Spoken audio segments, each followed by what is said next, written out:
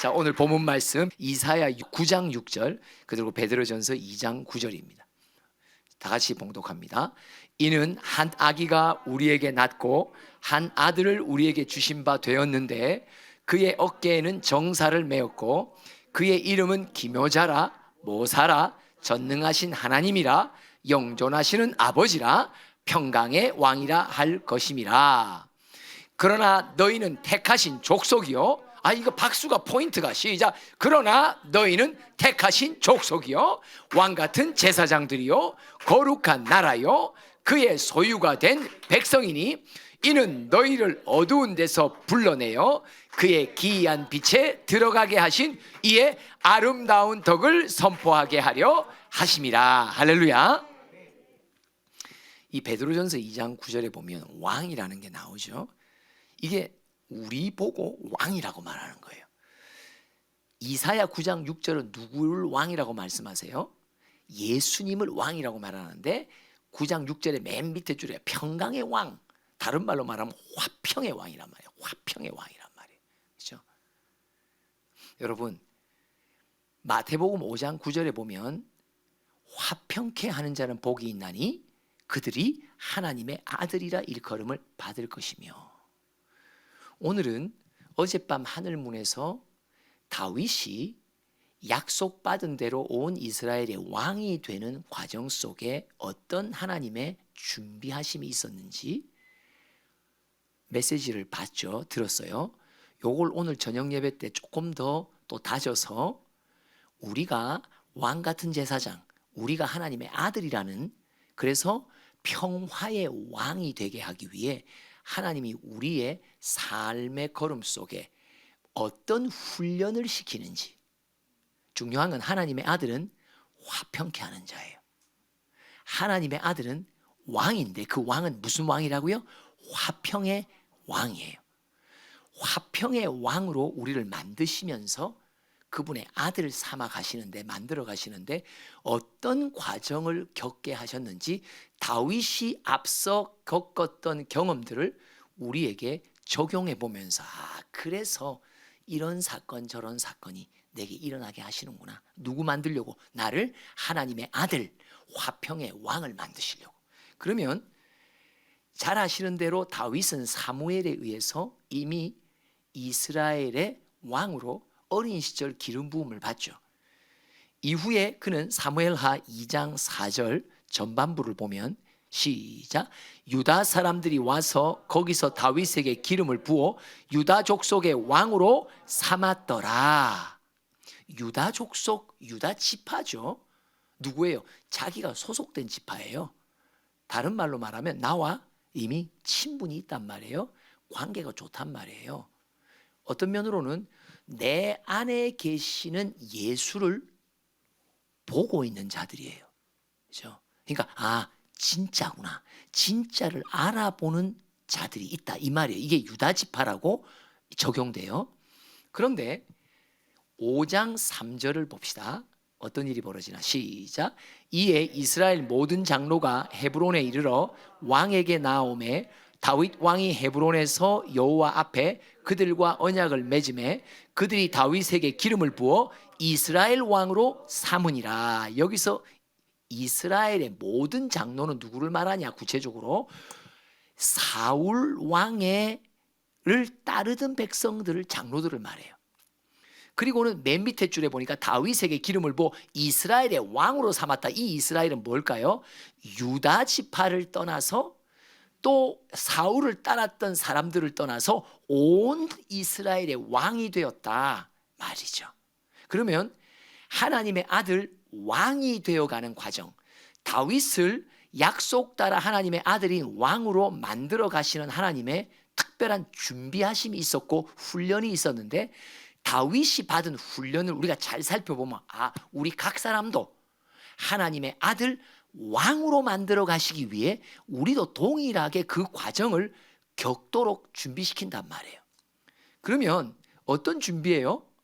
자, 3장 1절에 보니까 이 사울을 따랐던 많은 백성들을 뭐라고 말하냐? 시작. 사울의 집과 다윗의 집 사이에 전쟁이 오래매. 아멘. 뭘 말합니까? 이스라엘이 양분되어 있어요. 이미 다윗이 천천만만, 사울은 천이요 천천, 다윗은 만만이라고 하는 백성들의 노래 속에서 이미 분열의 시가 시작됩니다. 이스라엘은 한 나라였지만 한 왕, 사울 왕 아래에 있었지만 실제로 그 왕국은 내부에 균열이 시작되었어요. 분열이 되었다는 거예요. 찢어지고 있는 과정이었죠. 그래서 사울 왕이 죽고 난 뒤에도 다윗이 유다 지파에서의 왕의 기름 부음을 받지만 실제로 사울을 따랐던 더 많은 사람들과 지파들은 다윗을 왕으로 인정하지 않았습니다. 다른 말로 말하면 우리도 신앙생활하면서 우리가 진짜 그리스도의 일꾼임을 인정치 않는 사람들이 주변에 있어요, 없어요? 있죠. 예? 맞아요. 그렇다면 아직 나는 하나님의 약속대로 왕 같은 제사장이라고 하는 왕이 안 된 사람이에요. 그러면 누구까지도 나를 진짜로 인정해 줘야 되냐면 나를 대적하고 비아냥거리고 뭐 그딴 식으로 유별나게 신앙생활 한다고 말하는 사람들의 입에서 당신은 진짜 주님의 일꾼이라는 말, 다윗을 대적하던 사람들이 와서 그를 기름 부어 하나님의 아들이다, 당신은 진짜 왕입니다, 이 이야기 속에 우리 각 사람이 하나님의 아들 왕으로 만들어지는 과정 속에 맨 마지막에 무엇이 있어야 마침표가 찍히냐? 우리의 신앙, 나의 신앙의 걸음을 비아냥거리고 조롱했던 사람들이 인정해 주는 그까지 가야 마침표가 찍힌단 말이에요. 그죠? 그래야 왕 같은 제사장의 그 왕이 우리가 될 수 있다는 걸 말해요. 그렇다면 다윗의 걸음 속에 자신의 원수와 같았던 그러니까 사울을 따랐던 장로들이 그를 왕으로 인정하는 과정 속에 하나님은 무엇을 겪게 만드시냐? 먼저 사울과 요나단이 죽죠. 죽고 난 뒤에 그 소식에 따라서 다윗이 1장 17절 사무엘하, 그냥 간단하니까 보도록 합시다. 1장 사무엘하 1장 17절 시작. 다윗이 이 슬픈 노래로 사울과 그의 아들 요나단을 조상하고. 자, 3장 33절 시작. 왕이 아브넬을 위하여 애가를 지어 이르되 아브넬의 죽음이 어찌하여 미련한 자의 죽음 같은 것, 또 애가를 짓죠. 자, 4장 12절 시작. 청령들에게 명령하매 곧 그들을 죽이고 수족을 베어 헤브론 목가에 매달고 이스보셋의 머리를 가져다가 헤브론에서 아브넬의 무덤에 매장하였더라. 유다 지파, 우리의 신앙의 진정성, 진짜를 알아보는 주변의 사람들, 그 사람들뿐만 아니라 주님은 우리 각 사람을 하나님의 아들 왕으로 준비시키기 위해 꼭 누구를 두시냐? 나에게 원수짓을 하는 사람들을 반드시 내 주변에 두십니다. 다윗과 똑같습니다. 그러면 결국은 내가 왕 같은 제사장의 왕으로서의 기름 부음이 있으려면 나의 원수들이 나를 인정해 주는 데까지 가야 된다. 근데 그 가는 과정 속에 다윗의 과정을 그대로 내게 적용하면 뭐다? 원수의 대표자들이 사울, 아브넬, 이스보셋. 이거는 사울 왕을 따르던 다윗의 원수들의 대표 주자들에 대한 이야기를 하는 거예요. 근데 이들이 죽습니다. 왜 죽습니까? 어떤 면으로는 진짜인 다윗을 탄압하는 이들에 대한 하나님의 심판입니다. 맞죠? 심판입니다. 그런데 심판을 받았던 이 원수들에 대한 다윗의 태도 속에 평화의 왕이신 예수 그리스도의 통치가 그의 마음에 있었기에 원수의 죽음 앞에 애통의 눈물을, 장례를 치러줍니다. 마태복음 5장 44절과 45절을 한번 읽어봅시다. 우리에게 아주 부담스러운 구절이죠. 시작. 나는 너희에게 이르노니 너희 원수를 사랑하며 너희를 박해하는 자를 위하여 기도하라. 이같이 한즉 하늘에 계신 너희 아버지의 아들이 되리니 이는 하나님이 그 해를 악인과 선인에게 비추시며 비를 의로운 자와 불의한 자에게 내려주심이라. 원수를 대할 때 뭐라고요? 그들을 위해서 기도하라. 또 다른 구절들은 축복하라. 그리고 44절에 뭐예요? 그들을 박해하는 자를 위하여 기도하고 사랑하라. 근데요, 어느 순간 제가 이 구절이요 깨달아지더라고요.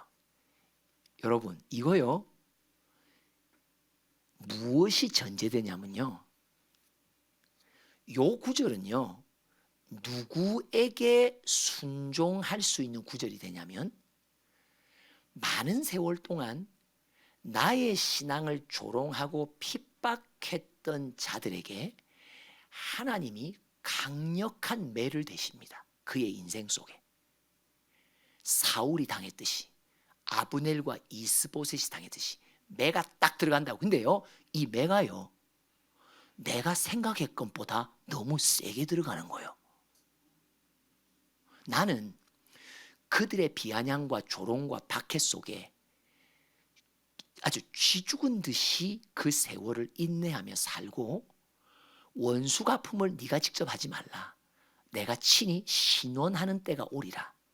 그래서 참고 오래 기다리고 길이 참았는데, 어느 순간 들리는 소식 보니까 하나님이 짝대기를 들고 이 원수들을 치시는데, 소문을 듣고 들으니 하나님의 치시는 짝대기가 너무 센 거야.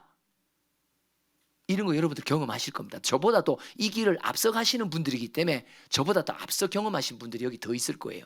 저는요 요 한 1, 2년 상간에요 진짜 별별 말을 해왔던 사람들의 인생 속에 하나님이 매를 대시기 시작하는데요,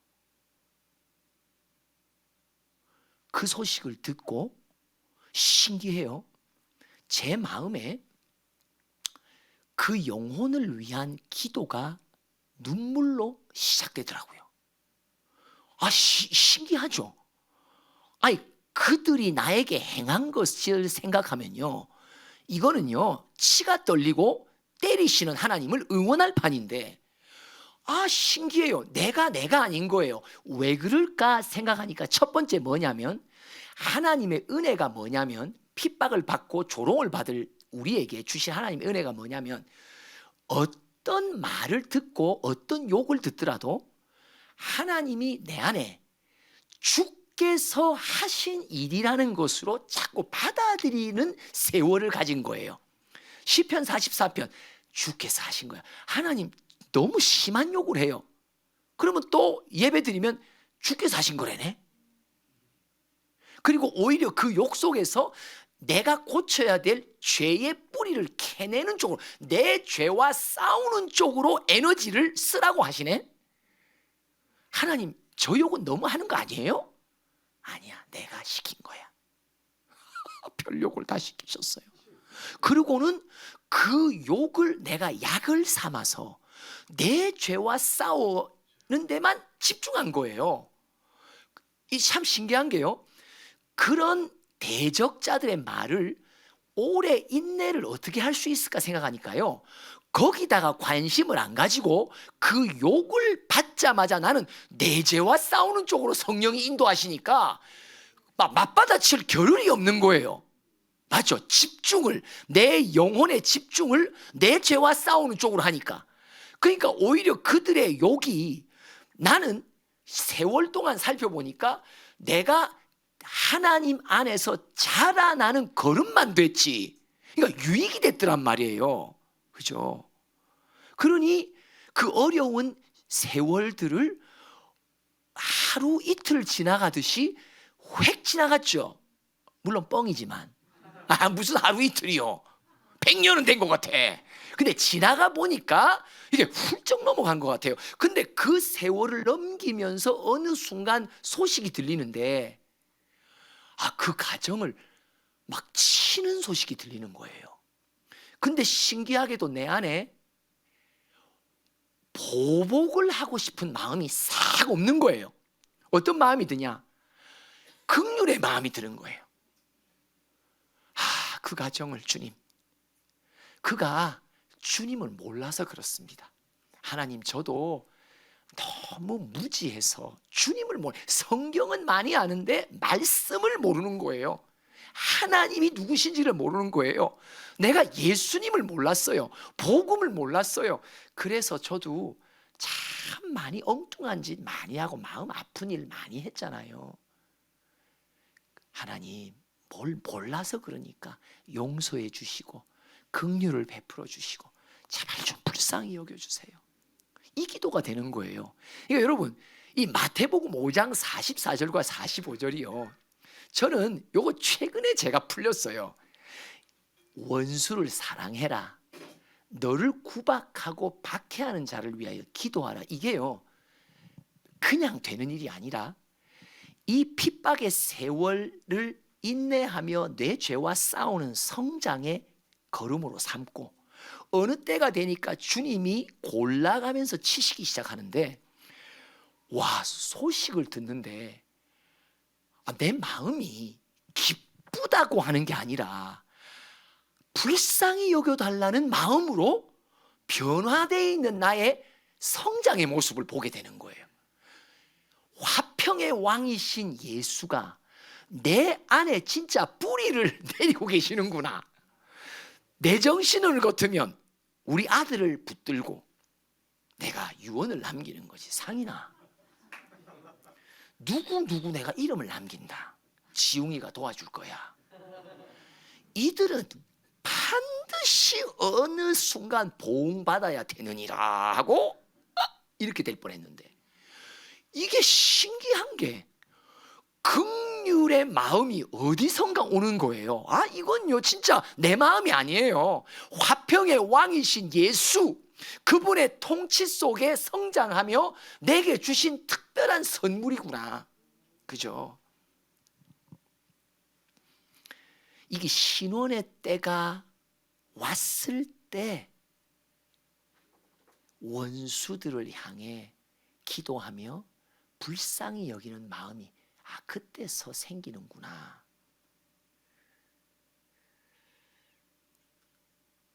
에베소서 2장 14절, 화평의 왕이신 예수가 내 안에서 나와 평생 원수 관계, 화평할 수 없을 불가능해 보이는 사람까지도, 아직은 화평은 안 했지만 적어도 내 마음 속에는 뭐가 들어간다?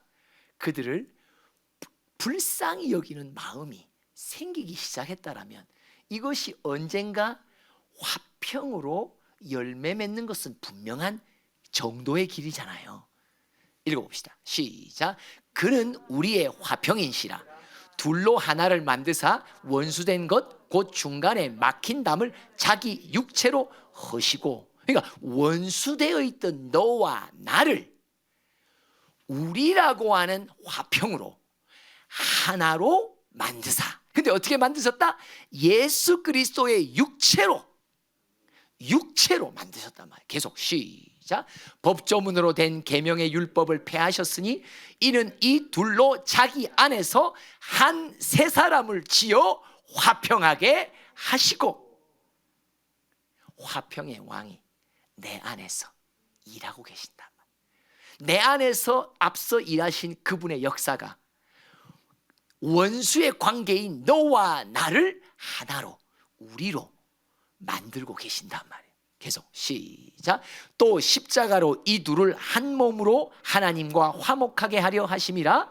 원수된 것을 십자가로 소멸하고, 그러니까 화평의 왕이신 예수가 우리 각 사람 안에서 일하고 계시는 건 뭐예요? 십자가로 모든 원수되었던 아픔의 상처들을 하나씩 미리 내 마음속에서 치료하기 시작한단 말이에요.